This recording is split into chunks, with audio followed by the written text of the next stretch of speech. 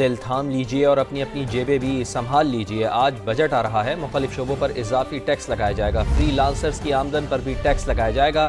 1 سے 16 گریڈ کے سرکاری ملازمین کو بڑا ریلیف ملنے کا امکان ہے۔ وفاقی بجٹ کا مجموعی حجم 17,600 ارب روپے ہونے کا امکان ہے۔ ٹیکس وصولی کا ہدف 14,130 ارب روپے رکھنے کا اور دفاعی بجٹ میں 18% سے زائد اضافہ متوقع ہے۔ 3500 سے زائد امپورٹڈ اشیاء پر ایڈیشنل ریگولیٹری ڈیوٹی، جبکہ درآمدی سامان پر اضافی کسٹم ڈیوٹی میں کمی کی بھی امید ظاہر کی جا رہی ہے۔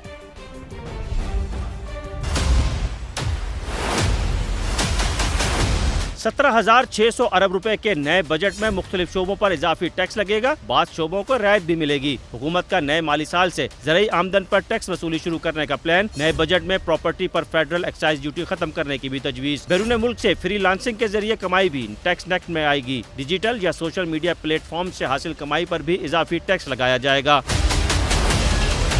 IMF کا کھاد، کیڑے مار ادویات اور بیکری آئٹمز پر ٹیکس لگانے پر زور۔ FBR ذرائع کے مطابق مشروبات اور سگریٹ سیکٹر پر ٹیکس میں کمی کی تجویز ہے۔ سابق فاٹا ریجن کو حاصل ٹیکس چھوٹ ختم کر کے 12% ٹیکس لگانے پر بھی غور جاری ہے۔ ریٹائرڈ ملازمین کی پنشن میں 5 سے 7.5% تک اضافہ، جبکہ گریڈ 1 سے 16 تک کے سرکاری ملازمین کو 30% الاؤنس دینے اور ایڈاک ریلیف الاؤنس بنیادی تنخواہ میں ضم کرنے کی تجویز ہے۔